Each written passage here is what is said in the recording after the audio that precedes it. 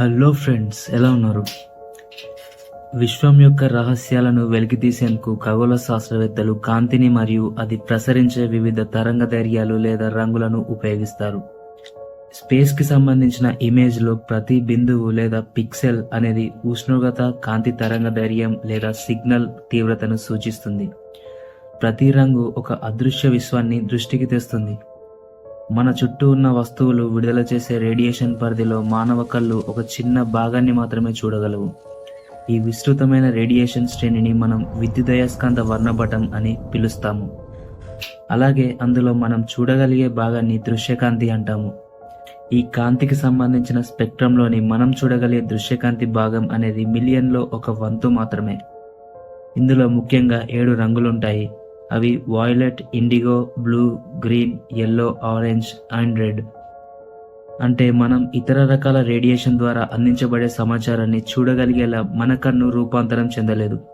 కానీ మన భూమిపైన జీవించే కొన్ని జీవులు ఈ దృశ్యకాంతిని కంటే తక్కువ వేవ్ లెంత్ మరియు ఎక్కువ వేవ్ లెంత్ లో ప్రపంచాన్ని వాటి కంటితో అవి చూడగలవు.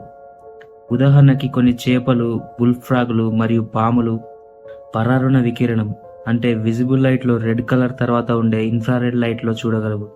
ఈ రకమైన మార్పు పరిణామ క్రమంలో వాటికి వచ్చింది. దీని వలన అవి బురద మరియు మురికి నీటిలో లేదా చీకటి ప్రాంతంలో ఎర్రను కనుగొనడానికి వాటికి సహాయపడుతుంది. అంతేకాక సీతాకోకచిలుకలు మరియు కొన్ని రకాల జాతుల పక్షులు దృశ్యకాంతిలోని ఉదారంగు తర్వాత ఉండే అల్ట్రావైలెట్ లో కూడా ప్రపంచాన్ని చూడగలవు. ఇది వాటికి కాలిముద్రలు ఇంకా కొన్ని రకాల గుర్తులను గుర్తించడంలో వాటికి సహాయపడుతుంది. తెల్లని కాంతి అనేది ఒక రంగు కాదు, ఇది కనిపించే కాంతి యొక్క పూర్తి రంగుల కలయిక.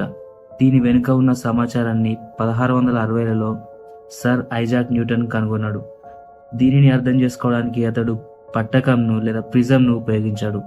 దీని గుండా కాంతిని పంపినప్పుడు దానిలోని అన్ని రంగులు వేరు చేయబడతాయి. ఈ తెల్లని కాంతి అన్ని రంగుల కలయికతో సహా విద్యుదయస్కాంత వర్ణపటంలో ఒక చిన్న భాగాన్ని సూచిస్తుంది. దీని తరంగదైర్ఘ్యం వేవ్ లెంత్ అనేది మనం చూడగలిగే రేంజ్లో అంటే 280 నానోమీటర్ల నుండి 700 నానోమీటర్ల మధ్య ఉంటుంది. వాయిలెట్ కాంతి అతి తక్కువ వేవ్ లెంత్ లో ఉండి స్ప్రెడ్ అవుతుంది.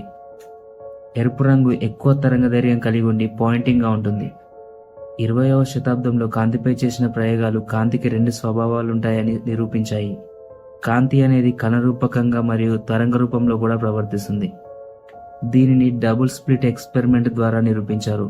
దీని గురించి నెక్స్ట్ వీడియోలో మాట్లాడదాం. ఇంకా radio waves, microwave, infrared, ultraviolet, X-ray, gamma రేస్లలో చూడగలిగే ప్రపంచం ఎలా ఉంటుందో రాబోయే వీడియోస్లో తెలుసుకునే ప్రయత్నం చేద్దాం.